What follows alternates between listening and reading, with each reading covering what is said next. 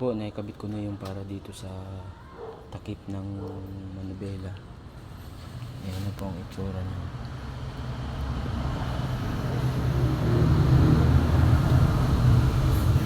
Kalabas yung susian.